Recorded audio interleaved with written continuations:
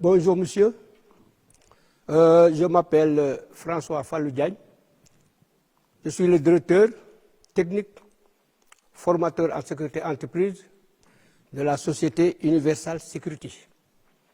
Voilà, dans le cadre de la formation en sécurité aujourd'hui, on va faire du secourisme et voir les gestes élémentaires de survie. Pour cela, je vais vous présenter le défibrillateur automatique externe qui est employé pour secourir une victime qui est tombée en arrêt cardiaque. Mais avant cela, on va parler un peu de l'arrêt cardiaque. D'abord, qu'est-ce que c'est qu'un arrêt cardiaque? En termes plus terre à terre, c'est l'arrêt brusque du cœur, l'arrêt de la circulation et qui est accompagné d'un état d'inconscience. Ça, c'est l'explication le plus courant. Maintenant, les causes. On a différentes causes. Mais les causes qu'on peut rencontrer, je vais vous parler des causes d'ordre alimentaire qui sont causées par l'alimentation. Et pour cela, je vais vous montrer un petit passage qu'on pourra donc commenter. Vous voyez là, c'est un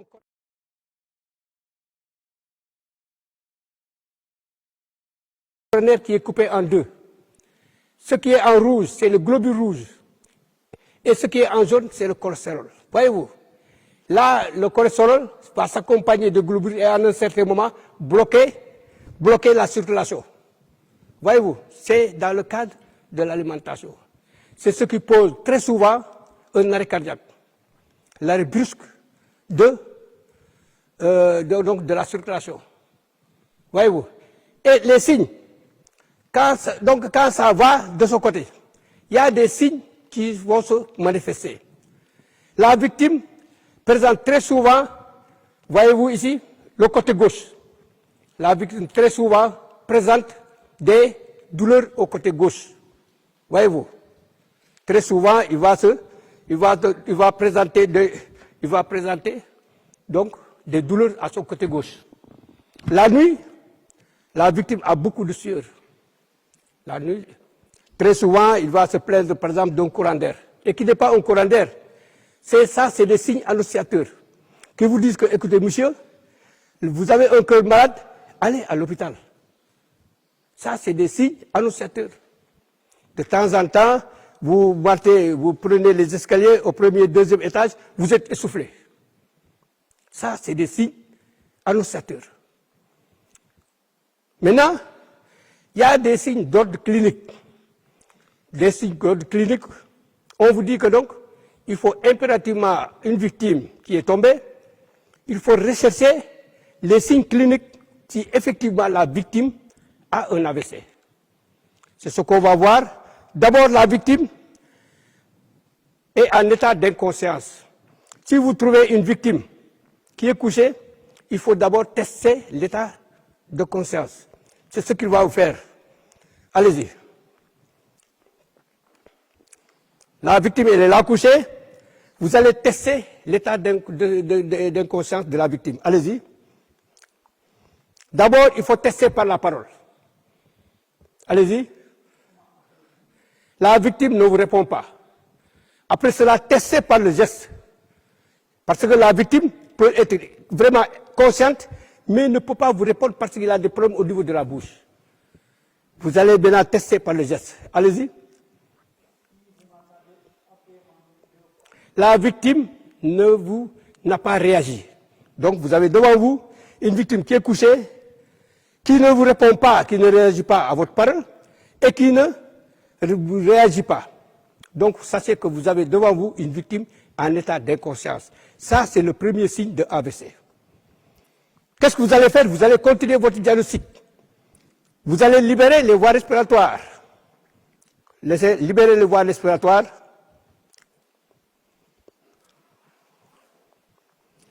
Basculer la tête vers l'arrière. Tester la respiration, comme ceci. Tester la respiration. Il faut se pencher. Voyez-vous, des yeux, il va regarder la poitrine. si la poitrine se soulève, et des oreilles, il va écouter sa respiration. 1, 2, 3, 4, 5, la victime ne respire pas. Ça, c'est le deuxième signe de l'AVC. Il faut d'abord que la victime soit en état d'inconscience.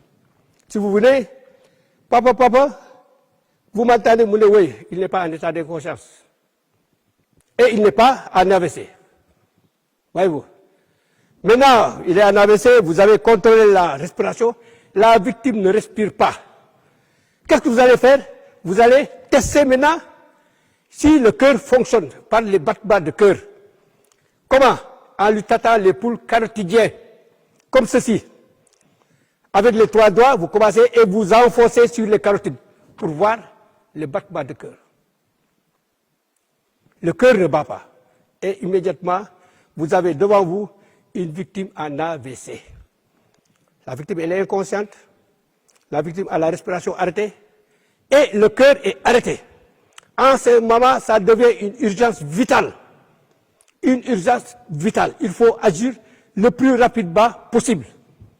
Vous n'avez pas le temps d'aller à l'hôpital. Vous n'avez pas le temps d'arrêter un taxi. Il faut agir le plus rapidement possible. Comment? En lui faisant ce qu'on appelle le massage cardiaque extrême. Qu'est-ce que le massage cardiaque extrême? C'est de compresser le cœur entre donc, les sternums et la colonne vertébrale. En ce moment, si vous appuyez, si on compresse, on peut exciter le cœur à reprendre son rythme normal, comme cela. Allez-y, faites-lui le massage cardiaque. Faites-lui le massage cardiaque. Voilà. Faites-lui le massage cardiaque. Donc, et il va faire 32, il va faire 30 appuis et 2 insufflations. Ça, il ne va pas laisser. Il va continuer comme ça et demander maintenant l'apport de l'appareil défibrillateur. C'est en ce moment que le défibrillateur viendra en second lieu. Bien. Voyez-vous? Donc, c'est jusqu'à 30. Il fait 30 appuis et 2 insufflations. Top, 2 insufflations. Maintenant, on a appelé les secours qui viennent avec un défibrillateur. On va faire maintenant intervenir le défibrillateur, que je vais vous parler tout à l'heure. Vous savez qu'actuellement, il y a beaucoup d'AVC, arrêt cardiaque. Et pour cela, il est nécessaire, et maintenant il est un peu recommandé, l'emploi de cet appareil qui s'appelle le défibrillateur. Le défibrillateur remplace les gestes du massage cardiaque que vous voyez aussi. Il est automatique et sans danger. Son emploi est facile et sa construction est robuste. Vous voyez donc ça, c'est ce qu'on appelle donc le défibrillateur automatique. Il y en a de 2 sortes. Il y a des défibrillateurs automatiques et il y a des défibrillateurs semi-automatiques. Ce défibrillateur, c'est un défibrillateur semi-automatique. C'est-à-dire que le défibrillateur, après avoir fait l'analyse, va vous ordonner de déclencher le choc. Par contre, si c'est un défibrillateur automatique, c'est le défibrillateur lui-même qui va délivrer le choc. Il y a d'autres défibrillateurs qui sont alimentés par le courant du secteur et en même temps qui sont alimentés par des piles électriques. Maintenant, sa composition, on a le défibrillateur soi-même qui est marqué 1, 2, 3. 1, c'est là où on l'allume. Le 2, c'est le haut-parleur. Et le 3, c'est pour délivrer le son. Voyez-vous. Maintenant, là, on a les électrodes. Comme vous pouvez le constater, il y a 2 électrodes. Et sur chaque électrode, il est bien indiqué l'endroit de son emplacement. Celui-là, c'est au niveau donc du thorax, côté gauche. Et l'autre, c'est en bas du thorax, côté droit. On les appelle donc les électrodes qui doivent être connectés au défibrillateur. Et là, vous avez les connecteurs. Maintenant, on va passer donc à sa mise en œuvre. Donc, il va mettre les électrodes à leurs endroits indiqués. Après cela, il revient pour brancher donc le défibrillateur.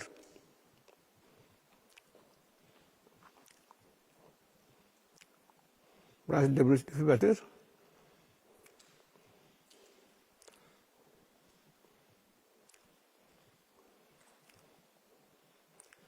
Branché à l'électricité.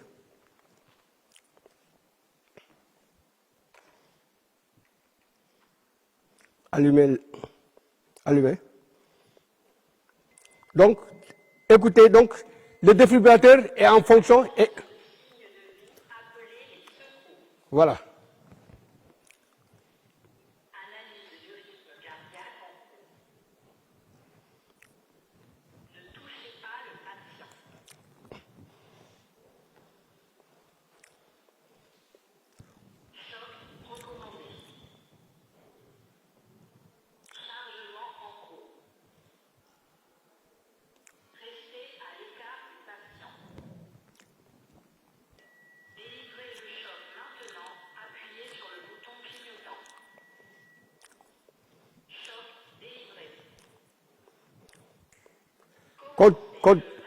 Continuez le massage cardiaque. Voyez-vous, après avoir analysé, le défibrillateur vous recommande de faire le choc. Si, par exemple, le cœur était en train de battre, le défibrillateur ne va pas commander le choc. C'est parce que, donc, le défibrillateur a jugé que le cœur est arrêté. Il a délivré le choc. Quand il délivre le choc immédiatement, qu'est-ce qui se passe? Il y a une contradiction du cœur qui va relancer le sang. Et maintenant, le secouriste, avec ses massages cardiaques, va soutenir le cœur. Et on laisse toujours le défibrillateur qui va continuer toujours son analyse et va guider donc le secouriste. Ça, c'est un défibrillateur. Maintenant, c'est un matériel qui est nécessaire dans tous les milieux. Dans les milieux scolaires, dans les entreprises et dans les milieux où il y a beaucoup de personnes. C'est facile, l'emploi est facile. Et aussi, à l'occasion, je me profite de cette occasion aussi pour dire mes félicitations au commandant Canard, qui a bien voulu faire une démonstration et un exposé vraiment magistral devant l'autorité, pour les exciter à commander ou bien à faire commander donc ce type de matériel, qui est très important et qui est nécessaire maintenant dans la vie parce que donc l'arrêt cardiaque est fréquent. Autrefois, il n'y avait que les vieux qui le faisaient. Mais maintenant, on voit des jeunes qui tombent en arrêt cardiaque. Et si dans les écoles, c'est nécessaire de les avoir. Là, monsieur, je vous quitte en espérant que de vous avoir apporté donc de petits éclaircissements sur l'appareil qui s'appelle le défibrillateur externe. Merci.